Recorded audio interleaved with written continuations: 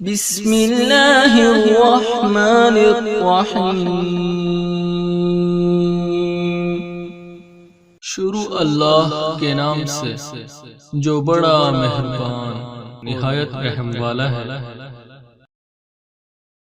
دنیا کی تاریخ میں ایسے بہت سے بادشاہ اور فرعون گزرے جن کو ان کی بادشاہی اور دولت کے نشے نے مغرور بنا دیا اور وہ تکبر میں آ کر خدائی کا دعویٰ کر بیٹھے۔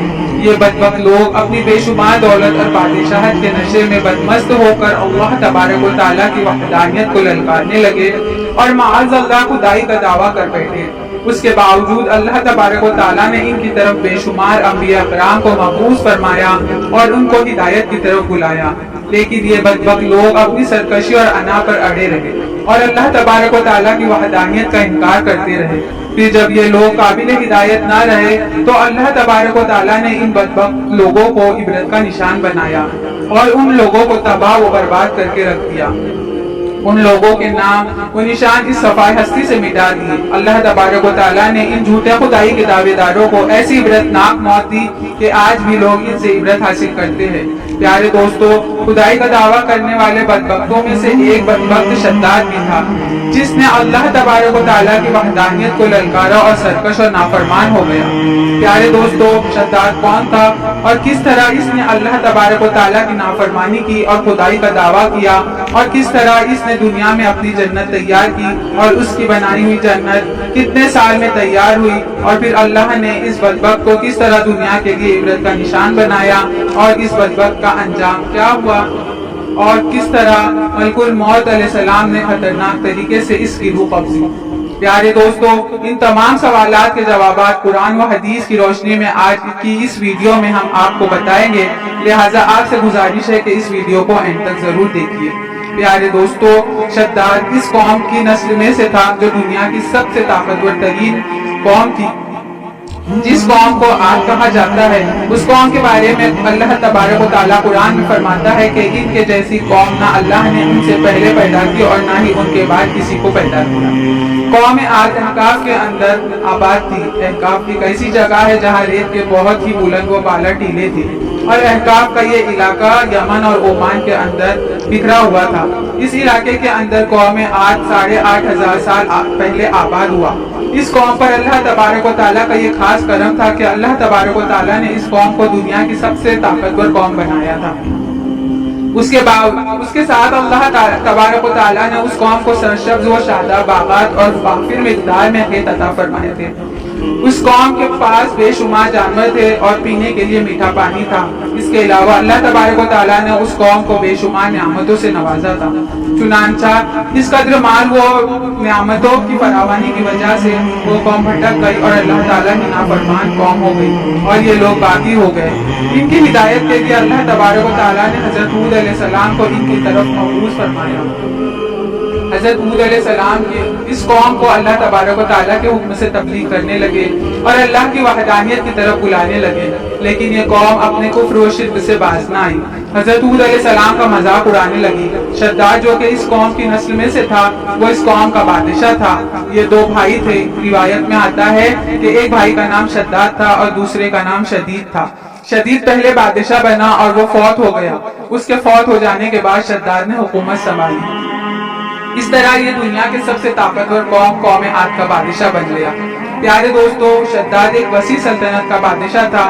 شداد کی یہ بادشاہت یمن سے لے کر عراق تک اور بعض روایت کے مطابق ایران تک پھیلی ہوئی تھی۔ شداد نے اپنی طاقت کے زور پر بڑے بڑے بادشاہوں کو اپنے زیر کر لیا تھا۔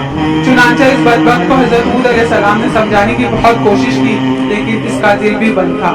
چنانچہ ہود علیہ السلام نے شداد کو اللہ تبارک و تعالیٰ کی وحدانیت کی طرف بلایا اور ایک خدا کی عبادت کرنے کا حکم دیا۔ تو اس وقت شداد اور حضرت ہود علیہ السلام کے درمیان ایک زبردست مقابلہ ہوا، جس کے نتیجے میں شداد نے حضرت ہود علیہ السلام سے پوچھا کہ اگر میں اللہ پر ایمان لے آؤں تو مجھے کیا حاصل ہوگا؟ تو اس وقت حضرت ہود علیہ السلام نے شداد سے فرمایا کہ تم پر جنت حلال ہو جائے گی۔ جنت کا نام سنتے ہی شداد حضرت ہود علیہ السلام سے پوچھنے لگا کہ یہ جنت کیا ہے؟ تو حضرت ہود علیہ السلام نے جنت کا نقشہ بتایا اور جنت کی نعمتوں کے بارے میں شداد کو بتایا۔ حضرت ہود علیہ السلام کی باتیں سن کر شداد مسکرایا اور کہنے لگا کہ یہ سب تو میں بھی تیار کر سکتا ہوں۔ حضرت حود علیہ السلام نے شداد کو اس کے کفر اور شرک سے روکنے کی بہت کوشش کی، لیکن یہ بدبخت باز نہ آیا۔ چنانچہ شداد نے اپنی سلطنت کے بہت بڑے بڑے کاریگروں کو اکٹھا کیا اور اعتکاف میں ارم کے مقام پر 20 کوس لمبی اور چوڑی جنت بنانے کا کام شروع کیا۔ چنانچہ شداد کی تیار ہونے والی جنت میں سونے اور چاندی کی اینٹیں لگائی گئی اور جواہرات لٹکائے گئے، اور اس بدبخت شداد نے اپنی اس بنائی جانے والی جنت میں شہد، دودھ اور پانی کی نہریں بھی روا کر دی، اور دنیا جہاں کے خوبصورت درخت، پودے اور پھول بھی لگوا دیے، اور اس جنت کو طرح طرح کے جواہرات سے مزین کر دیا۔ قوم عاد جو کہ پہلے ہی بلند و بالا پہاڑوں کو تراش کر محل بنانے کے اندر ماہر تھی، اور شداد کی سلطنت میں تو یہ فن عروج میں تھا۔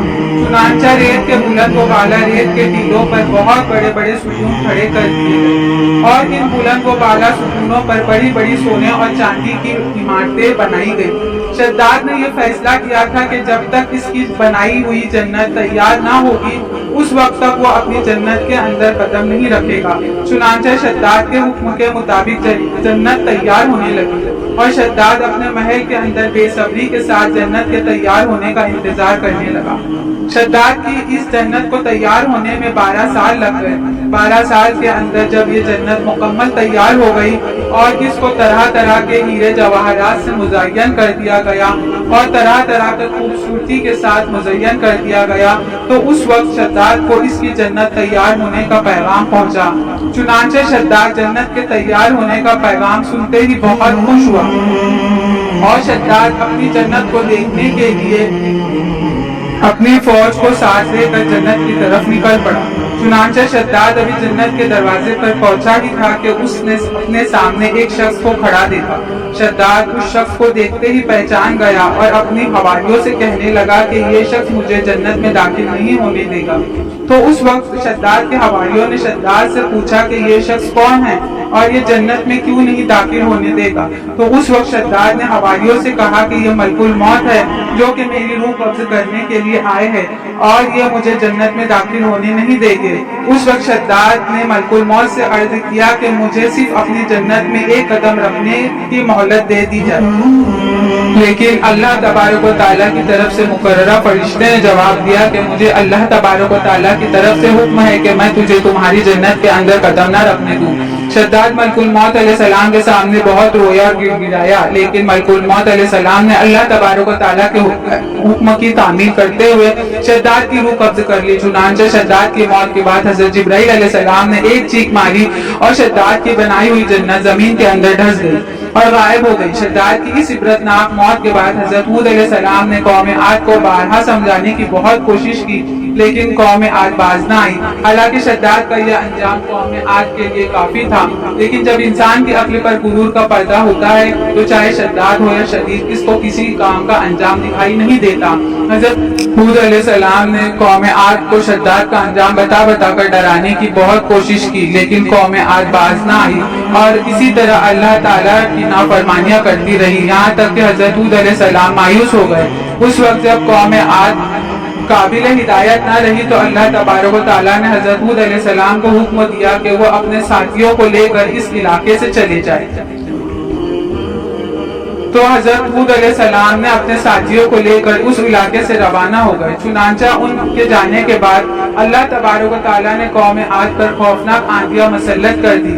اللہ کی طرف سے آنے والی وہ خوفناک آندیاں اور طوفان 7 راتیں اور 8 دن تک چلتی رہی، یہاں تک کہ وہ پوری قوم اپنے بلند ستونوں اور سونے اور چاندی کی عمارتوں سمیت زمین کے اندر دھس گئے تھے اور غرق ہو گئے، اور اللہ تبارک و تعالیٰ نے اس قوم پر اس قدر عذاب نازل فرمایا کہ اس قوم کا نام و نشان تک باقی نہ رہا۔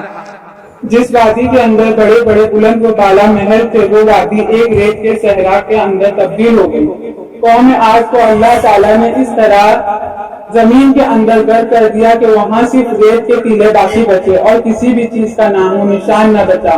پیارے دوستو، اس طرح اللہ تعالیٰ نے شداد اور اس کی قوم کا عبرتناک انجام کیا اور لوگوں کو ہستی سے مٹا دیا۔ اللہ سے دعا ہے کہ اللہ ہمیں ہمیشہ اپنے حضور عاجزی و انکساری کے ساتھ زندگی گزارنے کی توفیق عطا فرمائے اور حضور صلی اللہ علیہ وسلم کے بتائے ہوئے راستے پر چلنے کی توفیق عطا فرمائے، آمین۔